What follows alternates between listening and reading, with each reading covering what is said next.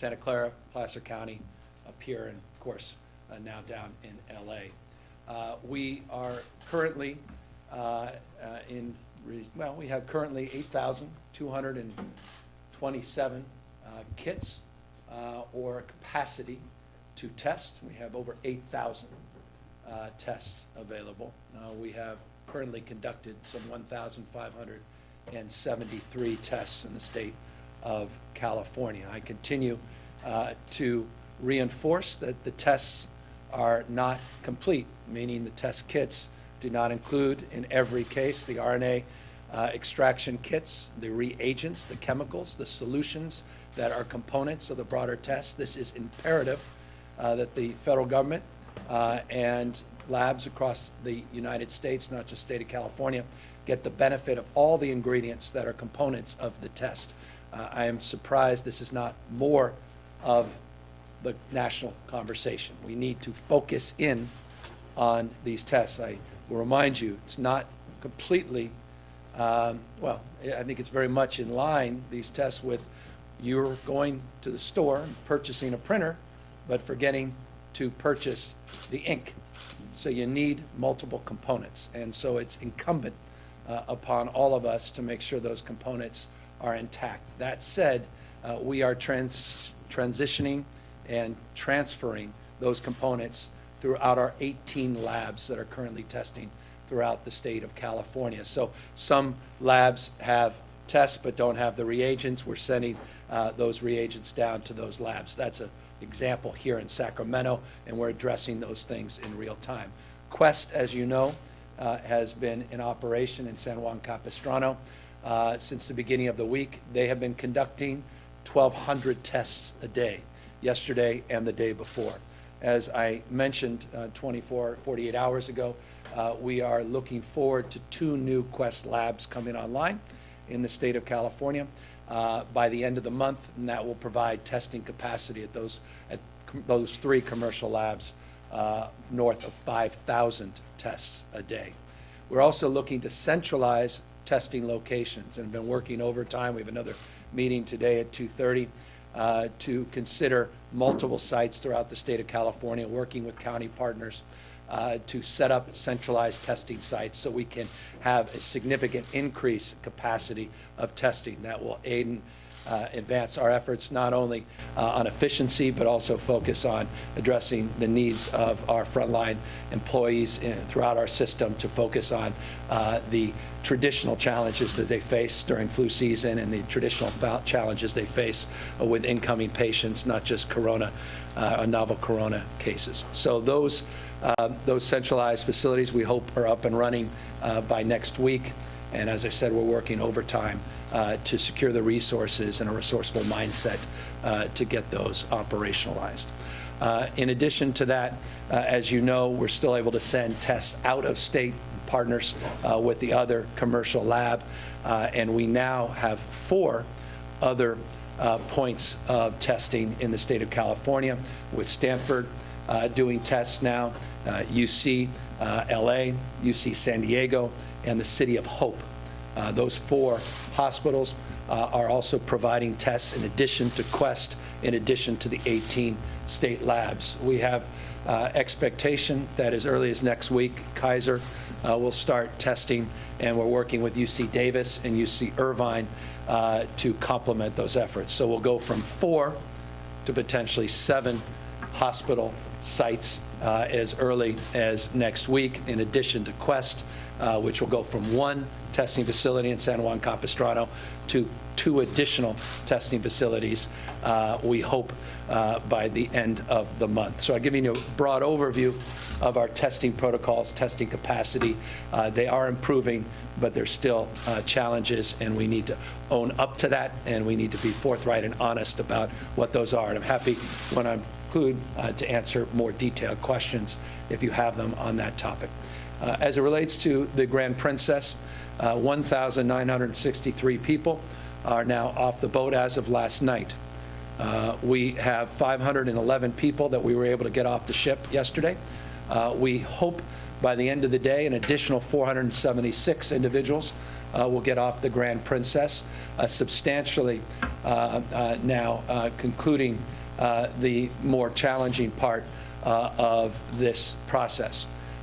This was the day we had hoped to conclude that process, and broad strokes we have. Save the crew, which we discussed would be quarantined on the boat, and now some foreigners that we're also trying to manage, and that is the cohort that we are working overtime to address. We anticipate that by the end of this evening, 1,075 crew members will still be on board that ship. As you know, a few crew members went back on these repatriated flights to Canada and to the United Kingdom. Not all of them, just a handful of them. We're working with the embassies across the world, but all of them, most of them in the Bay Area that we have been in contact with, the Embassy of Korea, South Korea, Japan, India, Philippines substantively, to address the needs, not only the crew, but the remaining foreigners that are still on board. We have 3 flights scheduled, Miramar today, 1 to Dobbins in Georgia. As you know, Laughlin is only accepting Texas passengers, not American citizens that are not from Texas. That's disappointing. Folks in Georgia are doing more, and the people, of course, of the state of California have always done more. That is not helped in our logistics, to be candid with you, but it is what it is, and that's why there are no additional flights into Texas. They're only taking Texans. They are not taking other American citizens, unlike Georgia and unlike the state of California. We are well aware, as you have all reported, of some logistical issues that have been frustrating as it relates to provisions on the Air Force bases for these passengers that have come off the Grand Princess and have gone to our military bases. We are working overtime and in real time to improve those. But as you know, that's a federal operation. That's not an abdication. But we have little jurisdiction on those military sites. But we certainly are strongly supporting those efforts and are hopeful that we'll see a substantial improvement as those individuals go to these sites and are quarantined for that 14-day period. You know that there were a number of people off the ship that went to hospitals. As of last night, there were just 8 individuals remaining in those hospitals. The rest have been sent to multiple sites. 2 sites that we have secured, one, Asilomar State Park site. We're putting individuals into some of our assets on that state park. Again, there are state parks, and then there are parks that have substantial inadequate facilities. This is one of those state parks with substantial infrastructure and facilities. And we also secured, as many of you are well aware, a 120-room hotel in San Carlos. And we've been working very collaboratively with the county down there, local authorities, and that will provide access for those individuals that were otherwise in our acute care facilities and our hospitals to be transported to these locations. As you can imagine, under our pandemic planning, we're also looking to secure additional assets, additional hotels, motels, other resources. We discussed a few days ago my proclamation of a state of emergency that affords us the opportunity to do that on state lands, fairgrounds, armories, and the like. I'll talk to you in a moment about our executive order that further advances that cause as well. So that's broad strokes where we are with the folks coming off the ship. For what it's worth, we had 4 people yesterday, or rather, excuse me, 5 people yesterday that also went to the hospital. We expect potentially a few more today. Again, very manageable, and obviously we are encouraged by the fact that the original 36, only 8 remain, which suggests their health is much better than was originally assumed, and that's very good news. For those of you curious how many people have come off the ship that have been tested positive, those tests are happening in real time. We are aware of a number of people that have been tested positive that have come off the ship, in addition to the 21 that were originally tested, 2 that were passengers, 19 that were crew members, 1 in Canada and 1 down in Miramar. But that information's coming in real time. That's all I know about those individuals at this stage. We will be collecting that data and providing it as soon as we are in receipt of that information. As you know, many of these people have just arrived on these sites. We are just procuring not only their accommodations, but their necessities. And once those are done, then they'll begin the testing regime. Again, all of these individuals will be tested, but not all of them have been tested.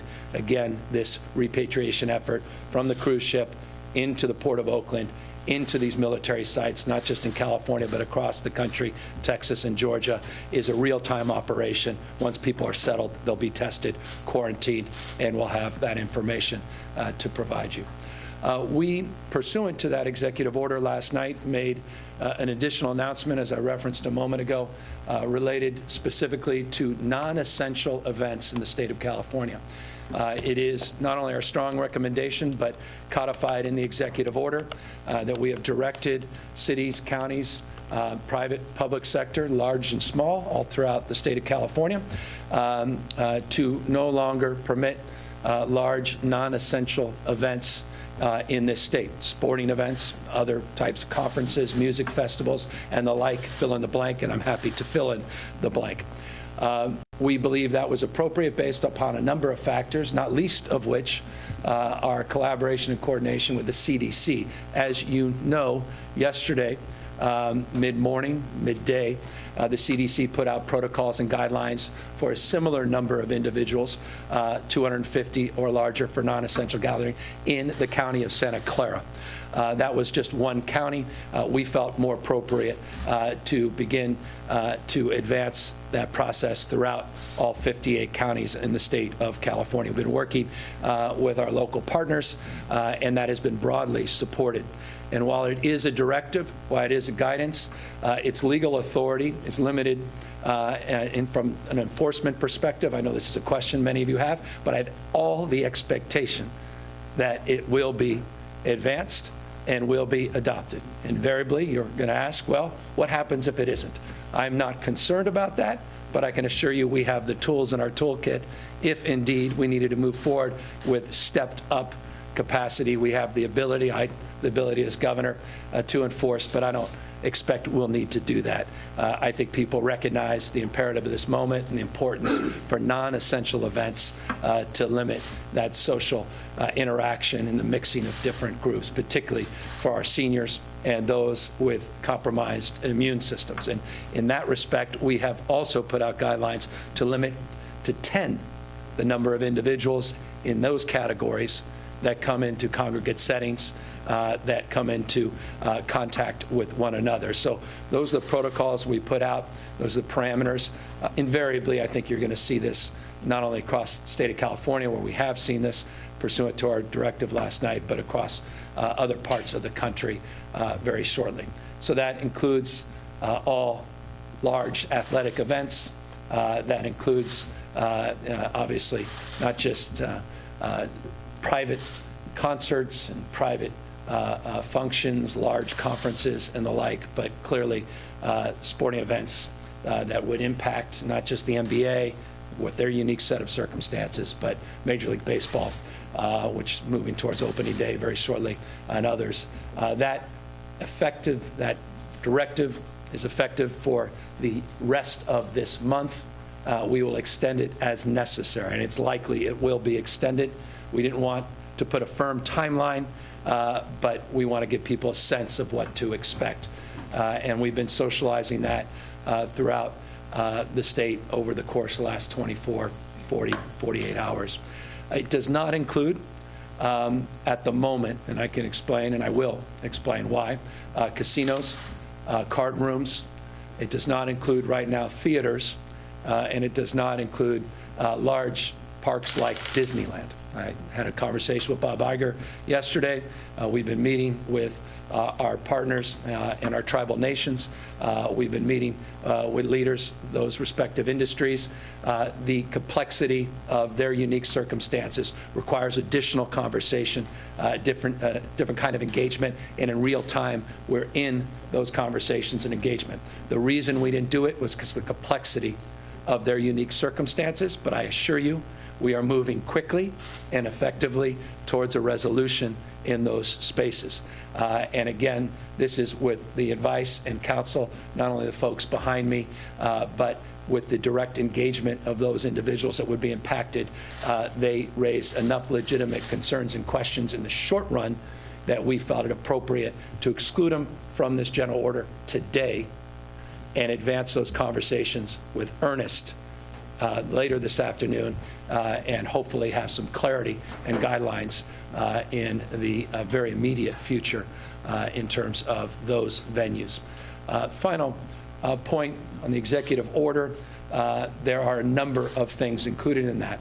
I referenced that the issue of finding access to hotels and motels and sites where we could quarantine and isolate individuals. That is ongoing and has been quite successful. We're looking for folks to find similar assets down in Southern California and San Diego area, Solano. And by the way, thank you to the elected officials in Solano. Thank the community in Solano for stepping up, doing the right thing, and disproportionately meeting this moment. I just can't repeat that enough, how proud I am of that community and how complimented I am by their elected representation and their willingness to work with this administration and the federal government throughout. But we do have in this executive order the ability to commandeer existing private sector assets, including hotels and motels. That was one of the directives in the executive order.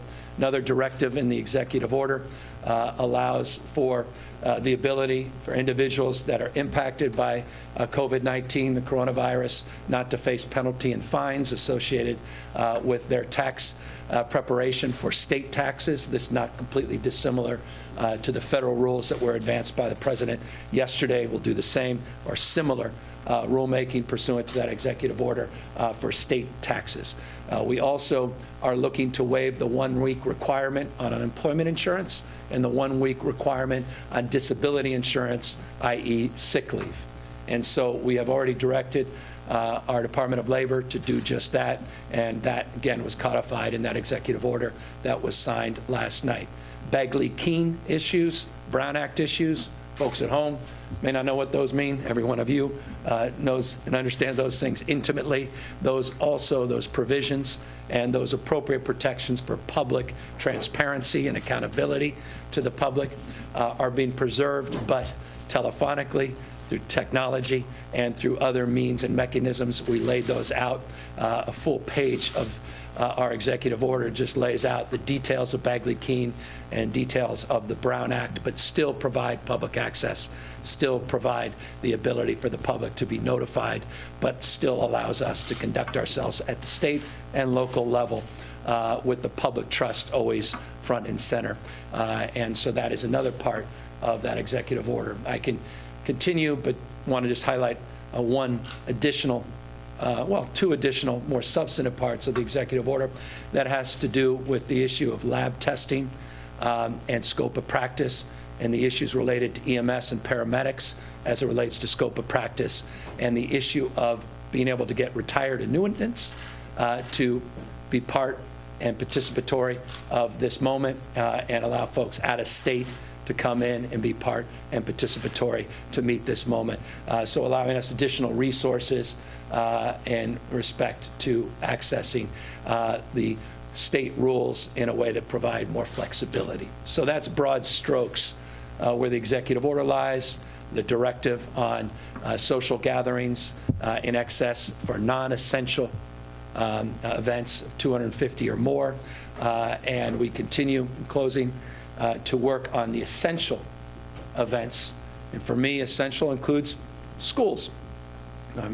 Put out directives on Saturday as it relates to schools, and if they do move forward to moving towards the possibility of closures, what those protocols and procedures would look like. As you know, just 2 days ago, we met with all the superintendents to lay that out.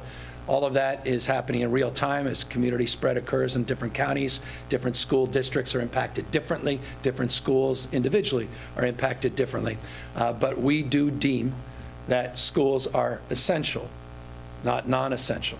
But we lay out, as we did in those directives on Saturday, specific strategies and protocols as it relates to assisting our children, but also assisting our faculty and staff, not just our teachers, in protecting themselves from spread. And as you know, they include, among other things, staggering PE, making sure that assemblies are canceled, making sure that we are providing meals in the classroom or in other isolated settings, common sense as it relates to sanitation and distancing, and trying to concentrate classrooms and not mix them with other classrooms. And that's just common sense.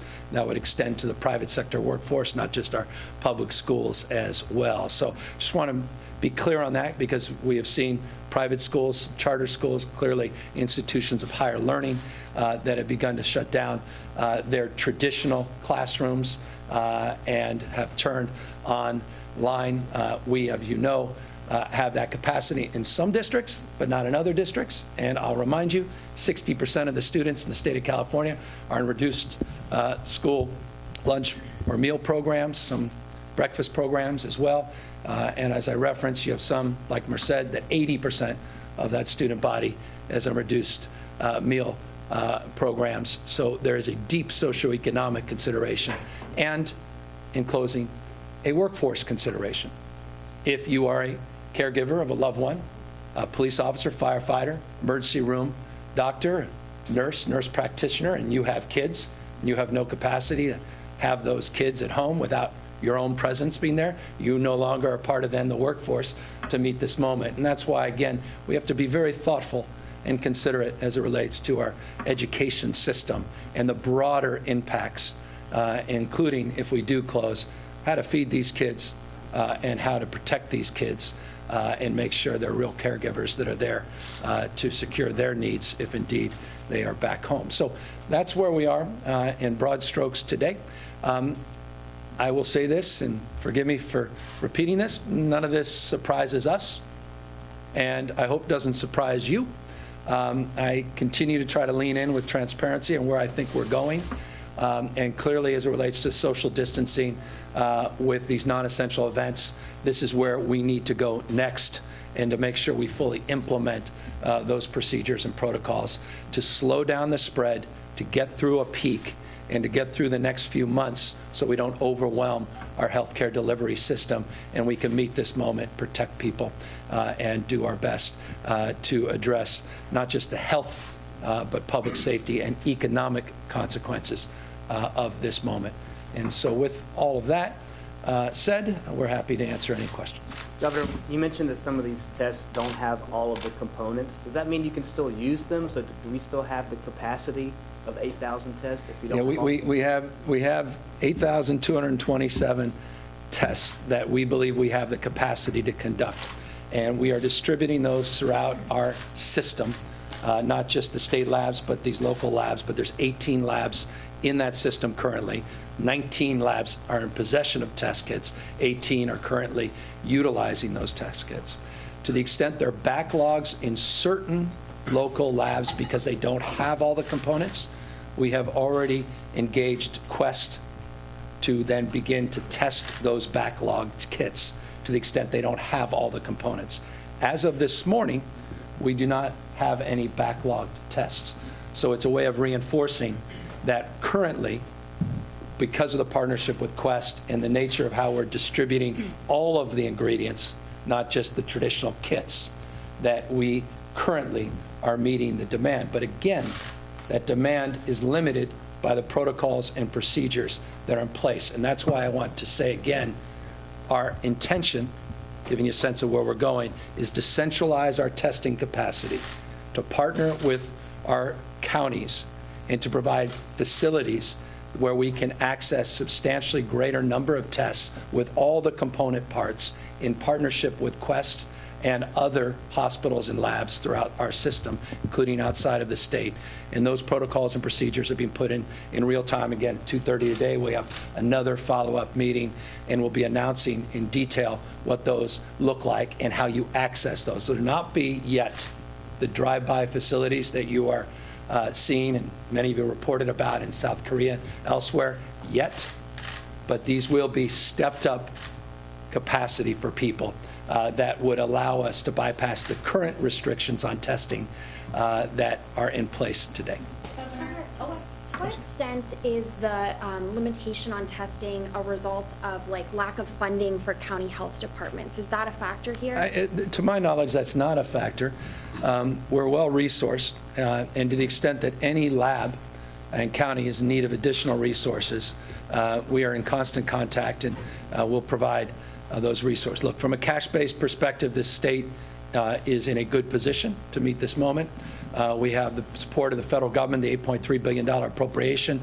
Obviously, they're loosening up additional access to resources on the UI, and hopefully in the paid sick leave space. That will only further our efforts. We're in the beginning of our budget year, so the agencies and state departments, including local, have not expended. They're not at the end of that fiscal year cycle, so we feel we have ample resources. So why is Quest Labs able to come in and provide the reagents and the personnel? Then why don't the county labs have those? Well, that's an issue that we have expressed very publicly and privately, and it's an issue that needs to be resolved quickly. And I was very clear about that 2 days ago with all of you. We've been very clear with our federal partners, the incredible importance of making sure we have all the components of testing, and that we are provided those in real time. Quest and other commercial labs, this is all they do 24/7.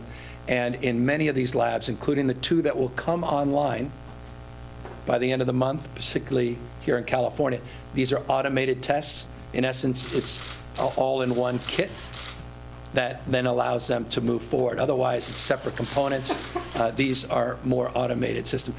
As part of the after action, I assure you I'll be standing here, and hopefully in a number of months, talking about what occurred and dust settles and ways to improve. This will be an imperative for the federal government in partnerships with states and municipalities, large and small, across the country to address going forward, so we're not just reliant on these commercial labs for these completely integrated tests. Can you and then there's a woman in, as you know, a woman in an Elk Grove nursing care facility was one of the people who died from this virus.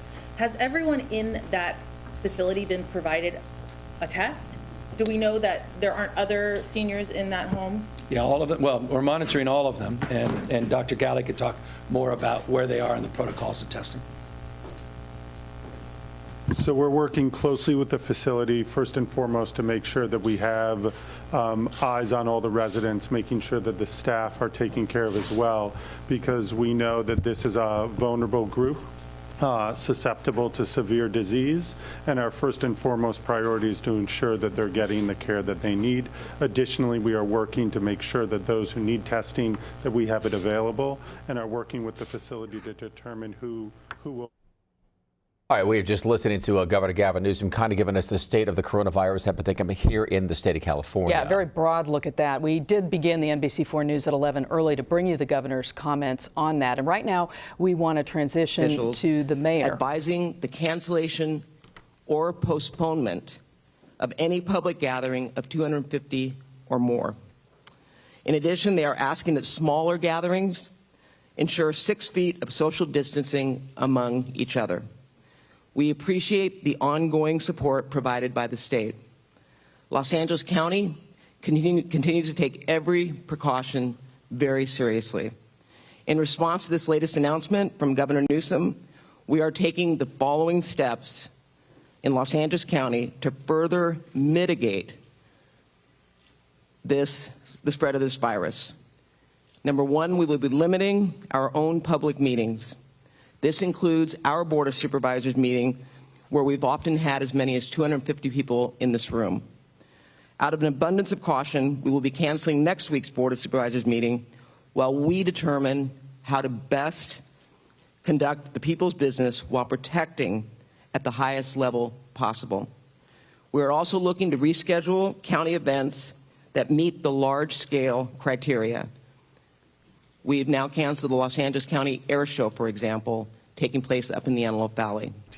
But it also creates an opportunity to understand in a facility such as this with one known case with a pretty significant mortality outcome, how many people are in fact infected, and it helps us do what the governor has been asking us to do, which is really get in front of surveillance. This is sort of a targeted surveillance moment as well.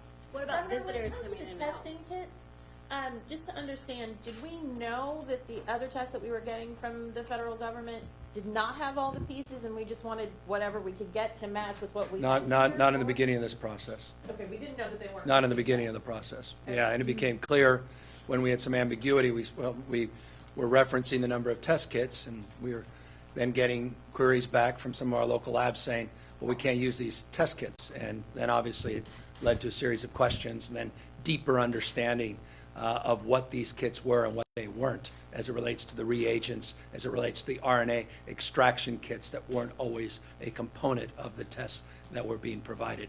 Again, the CDC is well aware of this. We've made it crystal clear. I had a conversation with the Vice President directly, individually, yesterday morning about this, and they're working real time to start providing them. But again, the good news in this respect is concurrent to those conversations to address those gaps in those testing protocols, the commercial labs are now coming on board. And as I noted, they are substantially advancing our efforts to test comprehensively. 1,200 tests on Tuesday, 1,200 tests on Wednesday, 100 tests, just to put in perspective, on Monday. So they're significantly ramping up capacity when we open that West Hills site, the Sacramento site, at the end of the month, or by the end of the month, of getting as much as 5,000, potentially 5,500. Interestingly and importantly, those tests are not just for California residents. I don't want to mislead you. Those tests roughly today are about 50% of California samples. These are testing labs that are absorbing people from out of state. Accordingly, we know doctors are sending tests out of state individually to commercial labs for the benefit of California residents as well. What we are putting together, and we'll start providing this information, is a aggregated number. I gave you the number of tests we've done to date in terms of the 1,575, but we have now, with these hospitals coming online, not just the labs coming online, we are going to have to collect all of all that data and begin to report that. And as we increase the number of testing facilities, including these congregate sites and these community sites, the testing numbers are going to start increasing significantly. You talked about confirmed cases. Do you have any numbers on the people who had the coronavirus and are now healthy? I'll leave that. Dr. Angel, do you have that information? We don't have the complete information on the resolution, but we are following very closely when people are getting into trouble, when we have people in ICUs, et cetera, and following those courses. So no confirmed number on resolution? Not at this time, no. Governor, you mentioned that these tests are something we're going to be reflecting on in a couple months and talking about these test kits and parts we don't have. Yeah. So I'm curious if what you're saying now is that because we don't have all of these parts, that we're having a limited ability to test in some areas, and like, what is your greater concern about this? My greater concern is we could be testing a lot more people in the aggregate. And obviously, it's our intention to prioritize testing so we have a sense of what we're dealing with. It's a critical component in all of this. It's just a component that's been lost. We talk about test kits. It's more complicated than that. And forgive me, make something complicated, but this is a profoundly important part of the conversation we're not having nationally about the tests. They are now having those conversations, and as I said, we can lament about it, we can focus on it, or we can recognize that we're addressing it, and we have these new commercial labs, private hospitals, and others that are now helping supplement that. And so I feel more confident as we move forward in the next days and weeks, including these community facilities, congregate testing sites that we intend to open up, that we'll get through this. But it's just a component that explains why you get calls from local labs saying we can't test, and I'm here at the podium saying here are the thousands of tests we have in the state. It is, both of those things have been true, and the ambiguity lies in looking at the totality of the ingredients that often is not universally supplied. And so right now, this is impeding our ability to fight this virus in California. I'm going to leave, I appreciate where you're going with that, and I appreciate the frame of your question. We want to test more people. We look forward to significantly increasing our testing capacity. This has been an issue in terms of providing more tests, and we hope it is resolved very quickly. Governor, when it comes to education of students in the state of California, a lot of the districts that have either pulled back or talking about pulling back all seem to have this online component of offering classes. I'm talking about public school. Yeah. As what the next step may be, what they're informing parents about. What kind of conversations have been had about educational equity? Because a lot of students may not be able to have that laptop or Wi-Fi access at home, depending on their family makeup, where they live.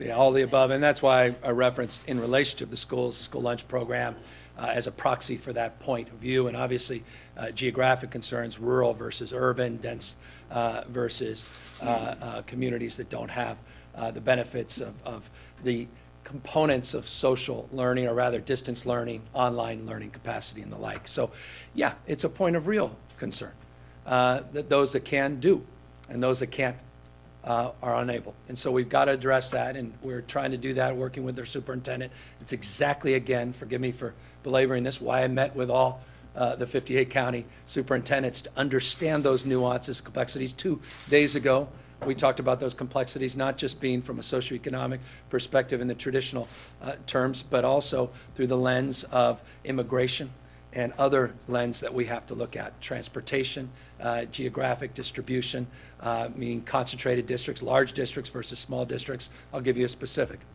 Just addressing meal hubs. It's easy in a small district. It's much more difficult in a large district. Where are those meal hubs? Are they going to be in libraries? Where can we provide parks, those points of access? Do you, for example, if you're going to have meal hubs to address the needs, low-income kids, do you order online? If you don't have the capacity to do that, how do you then access those orders so you have a sense of what that need is? All of those things, I assure you, in real time, deeply through the lens of equity, it's what we do best in California, are being considered. Regarding your order on social or mass gatherings, you mentioned the issue of enforcement. I mean, how do you sort of see the balance of power between the state and the local government? They'll do the right thing. I see people doing the right thing. I think we are hardwired, I believe, to do the right thing. And in all the conversations we've had with our local health officials, I think the vast majority, in fact, in the conversations, overwhelming, universal, said we're going to do the right thing. So we can be fixated on that, and it's a point of interest, and it might be a point of some consideration. It's not for me. Here's why: because I know what I can do to address that in real time, and I don't think I'm going to have to do it, but I'm prepared to do it, so I know they're going to do the right thing. But why not just take that step? Because it's unnecessary. Why take a step that's unnecessary when people are naturally going to do the right thing? They've been directed, the executive order codifies it, and they said they'll do it. Many times you don't have to penalize people or even threaten to penalize them when they say, well, we're happy to comply. So do you Not a expect concern. there to be like a, I mean, is this something? It's already we happening. should go around and make sure these gatherings? No, I'll repeat for even more clarity. No, because I don't expect the need to do that. What about, you mentioned earlier that Disneyland and like casinos, for example, what about their situation is more complex to the extent that, Well- say, like the Dodgers or the Lakers or the Kings? Well, Disneyland, I think, has 1,000 people on a ride every hour. They have concerts, they have theaters, they have parades. I mean, that's a nation state on a campus environment in Anaheim. I mean, that's a whole different thing.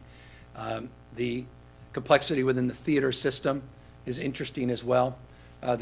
They are advancing some social distancing protocols. They're looking to stagger, just as your seats are currently staggered, the show times, et cetera, and new considerations of queuing lines in their facilities. They're working with us in real time on those protocols, and they are providing hybrid considerations for us, and that's why we agreed to work with them to address those issues and to provide guidance with them. It includes casinos as well. As far as amusement parks, it goes beyond Disneyland. Have you been talking like Universal? Correct. Six Yeah, Flags? so Jeff Shell, we've been in contact with all of them, and we'll continue to work collaboratively with them, but that is correct. Does not include amusement parks. I asked you this last time, I mean, how is your administration and your close advisors, how are you guys functioning? Have you been tested? Has your family been tested? You know what? I will test any other human being that's older than me. They deserve a test before someone like me deserves a test. So the answer is unequivocally, absolutely no. I have no symptoms, and you know what? Even if I did, I'd prioritize people that need it the most. The last thing we need to do in this circumstance is take care of ourselves without taking care of the people. And so my priority, my administration's priority is you first. But that said, I care deeply about our team members and care deeply about their families, and they're doing common sense things that you are doing, and they are practicing what we're preaching in real time, including on the issues of how best to conduct the business of government. And as I noted to you 2 days ago, CalPERS and others are already doing that. In fact, I think we have today our Future of Work Commission. Not one person is in the same room. So we're already practicing. Forgive me, Zoom just got a little nod. We're using Zoom to bring everybody online.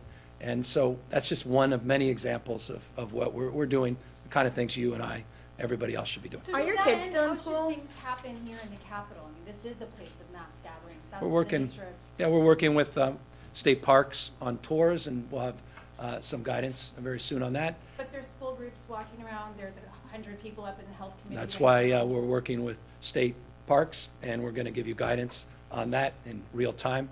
We're working with legislative leaders in real time. You saw the Pro Tem put out a press release.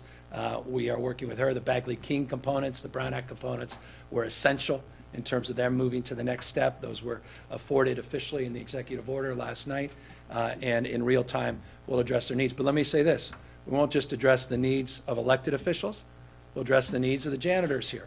We'll address the needs of the workers here, the folks that are in contact with people, and those, the security that's afforded here. Everybody deserves that same level of government. So there is no hierarchy here. There is no protocol that have a mandate to the people of the state.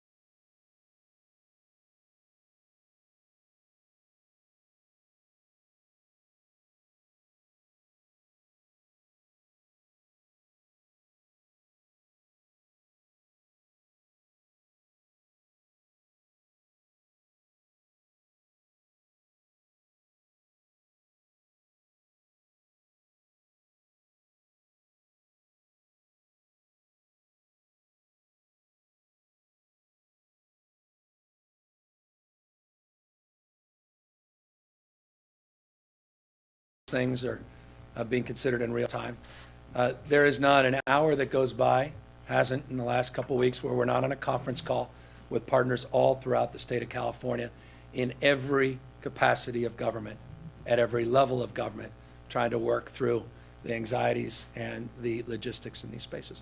Another question related to where we're going as a state. So obviously Italy is behind, or was ahead of us by a few weeks. They're now in a full shutdown. So can you give citizens a sense of what the next steps are, what comes after this, and what they should be preparing for broadly? Well, the most important thing, it's one thing to take a piece of paper and to fix your signature to it. It's another to apply its intent. So it's in the application now that I'm most immediately focused on of the guidance that we put out last night in the executive order. I continue to posit that it's decisions, not conditions, that will determine our fate and future as it relates to COVID-19. We have agency. We can change the future. It's not something to experience, something to manifest. So it is in the sum total of our individual decisions that we will determine the fate of this virus. We will meet or not meet the moment. I have confidence we'll meet the moment. And so we want to make sure we apply the principles of the social distancing. We want to make sure we secure the needs of our most vulnerable populations. That's why, again, it's not 250, it's 10. We are prioritizing our assisted living facilities, our congregate care facilities, disability communities, which is another big and under-focused area of concern, and making sure that we socialize this in all 480-plus cities in the state and 58 counties in a way that is as consistent as we can make it. Then we will move to the next iterations. I remind you, I said it a couple days ago, that we're running scenario plans. You're going to see these numbers increase. We've been saying this. I know Dr. Fauci said it yesterday. Everyone thought, wow, I had no idea this was coming. Of course, none of that should have been a surprise. We've been saying numbers will increase as we start testing more and more folks, and we move from a framework of, trying to track and trace every single point of contact to more of a containment framework. And that's what phase we're in currently, and that's the phase I think we'll be in for a little bit of time. And to the extent we have to prepare for extremes, that's the commandeering component of the executive order. That's the securing of the hotel resources and motel resources and state park resources that have hotel and motel components. That is already underway. That 120-bed hotel in San Carlos, we're not going to fill that up today, but the reason we wanted 120 beds is to the extent we need it. We are looking at old mothballed facilities, including hospital sites, to potentially take them over, to scrub them, get them up ready in case we need them, and we're willing, to be fluid in this. Let me talk about fluidity, and forgive me for belaboring this. This is just important for folks to know. We, as part of the dynamic of considerations in real time and what is happening, not what we thought was going to happen, we, working with the mayor of Oakland and the port director of the Port of Oakland, they have been spectacular, by the way. That's what partnership is all about. They felt it appropriate, working with the State Department, working with the CDC, ASPR, which is that under HSS, which is the coordinating body that is point with our operation for the Grand Princess, to continue to site and to port the ship through Sunday. We were going to send it back out to sea today. Everyone felt it was just unnecessary to do that, even though we have gotten all the Californians off, and we'll get substantially everybody else off tonight, save a few foreigners that we are still trying to get back home and get them on appropriate flights. But because there are a few foreigners and are not on there, and because we are looking to get those crews back to their home countries like the Philippines, Japan, South Korea, India, and other places, we felt at least through Sunday we would just keep the ship there. That is something, again, all of us concluded was appropriate under the circumstances. Is this an example of the nature of how you need to prepare for anything? Governor, why isn't the Surgeon General here? You created that position. Well, we're in constant contact. We could have about 150 people here, and that wouldn't even do justice to the number of people that are operationalized currently. But she's out. She's talking to our private sector partners. She's actually helping us secure resources. We've got a whole team on innovation. Folks coming in with testing kits, this protocol, that protocol, people from around the world sending things. She's assessing all those things. She's done a magnificent job. Governor, are your kids still in school? They are. And also, do you think that public health response has at all changed because of limitations on testing? Is it being designed around that? No, I mean, I have no sense of that personally. I've not heard that from any of the superintendents. I didn't hear that from our superintendent of public education. I haven't heard that from principals and teachers that I've been in contact. I'm not concerned about that. To the extent that becomes an issue, we will immediately disabuse people that it should be an issue. Public health, public safety, first and foremost. We can always make up for these moments. Governor, you said a couple days ago you were going to look at your options for, I guess, stopping cruise ships from docking in California. Have you done that? Have you made any? Well, one better, Princess announced they're suspending all cruise ships for the next 60 days. To their credit, Viking immediately responded in kind. To their credit, we hope to hear other announcements similar throughout the rest of the day and the next few days. That's very helpful. And also, do you have, for gatherings of less than 250, there's a lot of things coming up. It's wedding season, it's high school prom season. Yep. What's your advice for people, parents, kids, for things like that? Common sense. Again, it's for seniors, for people with compromised immune systems. Avoid those events. Common sense. We lay out our guidelines in detailed terms of how one should conduct themselves for events that are deemed essential or even non-essential events less than 250, on social distancing, on sanitation practices, what those protocols and procedures should look like. I laid out in detail what we believe the school systems should be doing.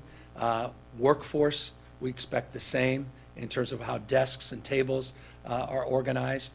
Outdoor venues, we distinguish from indoor venues. If you're in a meeting hall in a basement, that's very different than being out in a large public park. And so all of those things have criteria and consideration that have to be tailored through the application of something that is available to all of us and is a renewable resource, common sense. Governor, in your, forgive me, talk to me a little bit about why card rooms, casinos are kind of getting a pass. I'm not getting a pass, and I was trying to be as clear as I could in real time, working through the distinctive nuances of some of these larger parks, amusement parks, how the queuing and lines work, what kind of mixing occurs, how we're addressing their unique needs. We are very soon. We put this order out a number of hours ago. I can assure you, you're going to get clarity on this. And I don't want to say in the next few hours, but we are working overtime to tighten up all of those considerations. I laid out as an example, not just some of the large amusement parks, but the theater chains that are already, and they provided us more information about what they're already doing and are about to announce that allowed us to step back and say, all right, with those considerations, let's keep working on any ambiguities of consideration. But I assure you, we are leaning in. We're not being passive. I think we're meeting the moment, and we're not going to allow people to be separate and above if it puts the health of the people of the state of California at risk. As a testing situation, Oh, sorry. Sacramento and other counties have ended recommendations for 14-day quarantines as part of the mitigation strategy. At what point would it make sense for the state to also end that recommendation? Well, we'll make that determination, but I can assure you we didn't believe that appropriate for those repatriated on the Grand Princess. We felt they should be quarantined on the military basis.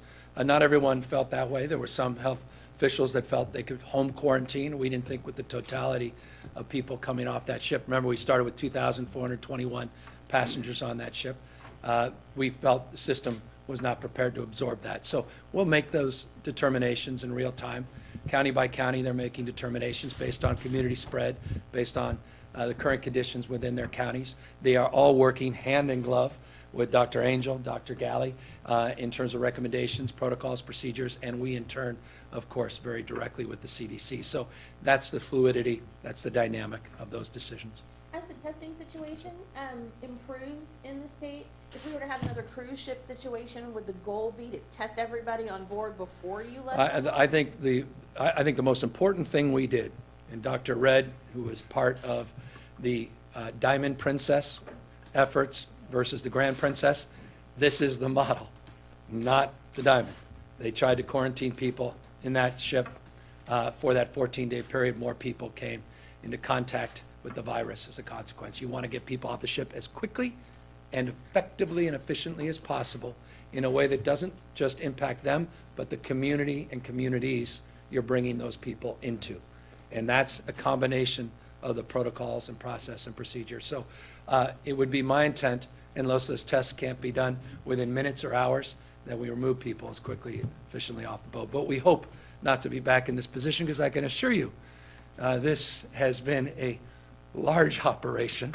It has been deeply time-consuming, but in the process, we've developed very strong relationships with our federal partners, and that is going to make us stronger moving forward and more capable. But we don't need many more of these cruise ships coming in on with these kinds of repatriation processes. Sorry. You indicated last night that you were going to do something to sort of help the businesses who are going to be impacted by your executive order on, canceling large gatherings. Can you give us a sense of what you're planning? Well, the unemployment insurance indirectly impacts sick leave, will indirectly impact tax, will be not only for individuals, but the tax waiver of penalties and fines is also for businesses. So those are just some pragmatic, specific issues that were laid out in the executive order I signed out last night. We are working very collaboratively with Speaker Pelosi, who's been magnificent. She has our back. She has the American people's back, but substantively, folks in her district and in the state and she's been deeply connected, not just individually with me, but her team and our team on where we can best utilize federal support that would help address the anxieties, particularly of small and medium-sized businesses, particularly in the service industries, the hospitality industries that will be disproportionately impacted, specifically wage earners that don't have the benefit of unemployment insurance and benefit as a workers' comp, do not have retirement benefits that they can access and the like. So you have folks that are part of our contribution platform economy, the gig economy, broadly defined. You have folks that are independently working 1-2 jobs as a waiter here, busboy there. Those are the folks that we are most sensitive to in terms of needs. And we have Lenny Mendonca here, who runs our economic development work in the state, who has been working 24/7 to try to organize our requests to the federal government, and is working with Keely Bosser and our finance team to the extent the state can provide appropriate support. But the state did, in that process, develop the framework for this executive support those in need. Governor, is the cruise ship industry paying for any of this, the cost? Yeah, we'll assess the cost. Trust me, we have a detailed ledger of costs associated with this, and local, regional, state. Oh, come on. We're not prepared to answer that question right now, because those dollars are happening in real time. We're focused first on public safety, public health, but we'll have those numbers.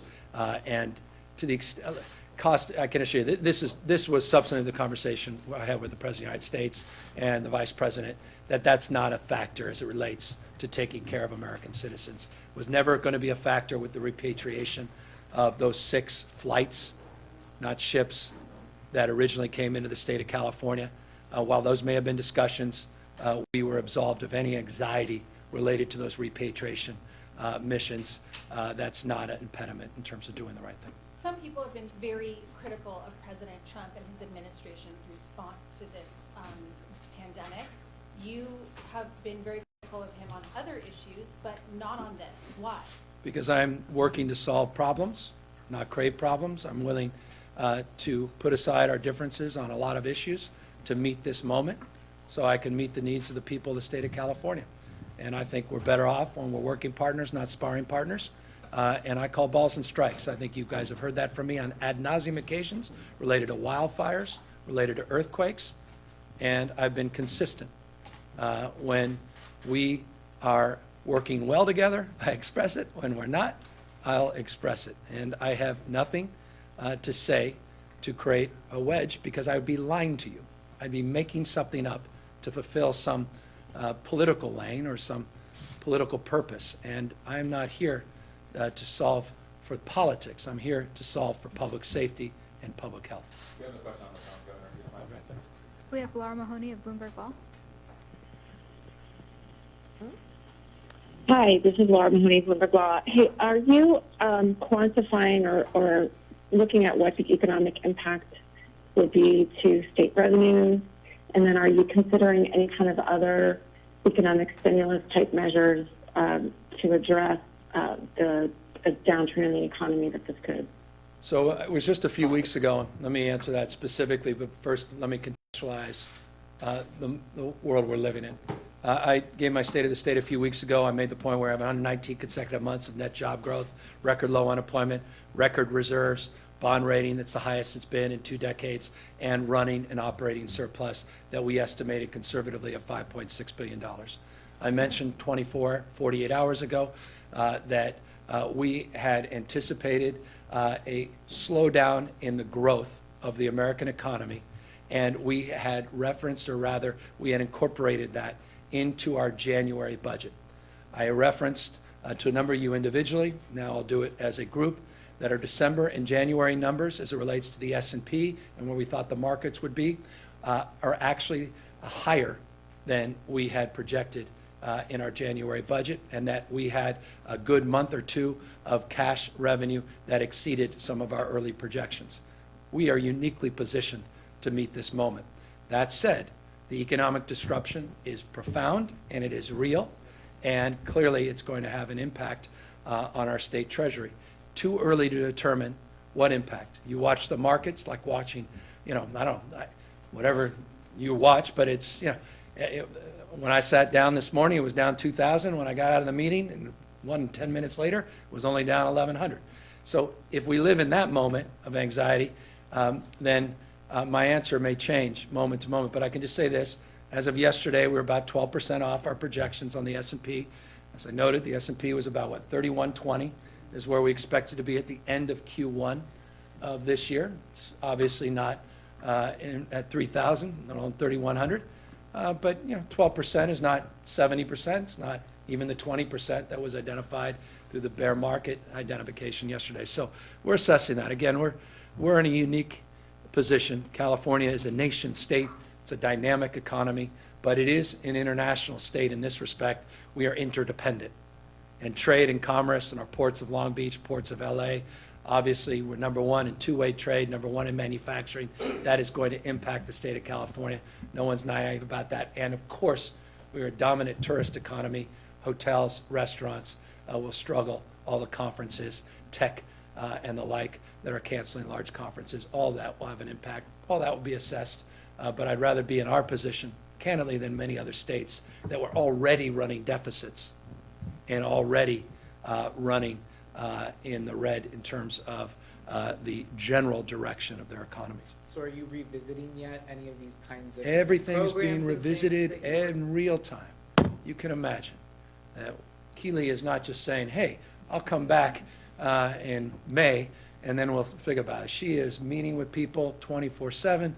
Lenny and his team have brought in the best and the brightest minds from across the country, quite literally. And when I say that, that's not one of those political throwaway lines. I mean some of the leading economists and experts in the United States that are advising Lenny, advising our budget team. And we are running scenarios not just on pandemic planning, public safety, public health, but also on economic conditions. And the wonderful thing about standing here in March and not in June and July, or worse, August, is that we have a revise coming up that was going to happen on the natural, and now will happen with all of this benefit of new information, and we'll meet the moment.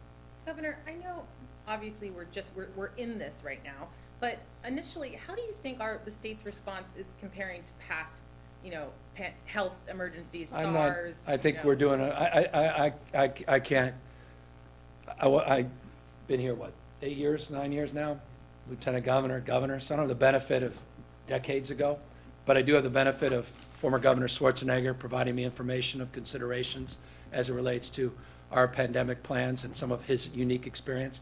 I've had the ability not only to talk to him about that relationship to pandemic planning, but subsequently wildfires.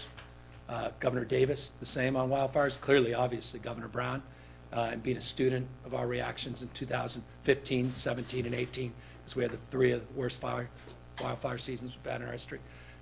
We're second to none. And I say that because we have an all-hazards approach to suppression, mitigation, and recovery. And what that means is we don't just look at issues of wildfires. We consider wildfires and PSPS. We consider wildfires, PSPS, and earthquakes. We consider wildfires, PSPS, earthquakes, and pandemics.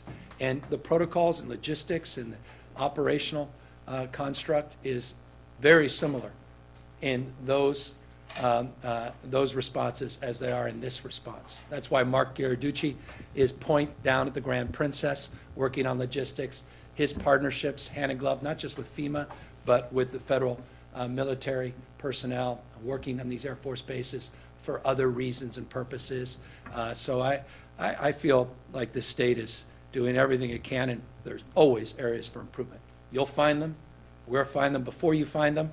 We'll own up to them, and we're constantly iterating. And as I said, I'm not happy with seeing some of the social media, some of those 60, 70-year-olds sitting on a bus waiting an hour, that's and not getting their essentials. But we're trying to, in real time, improve upon all that. So on the question of who's in charge, if we get to the point where, hospitals have to create standards for prioritizing who gets a ventilator, who gets a bed, if there's so many sick people and the healthcare system gets overwhelmed, is the state in charge of setting those standards and making those decisions? Are you deferring to your local governments? How does that work? We have federal partners, We have the state expertise, state overlays, but we have plans that already play out those protocols in detail. We believe localism is determinative in terms of understanding the conditions on the ground. I say we're a nation state. What do I mean by that? That we are many parts, but one body, but we are many parts. Rural parts of California, Northern California, are very different than some of the central, some of the larger urban centers in other parts of the state. And so conditions, criteria, their assets, their resources, human resources, physical resources are different and unique and distinctive.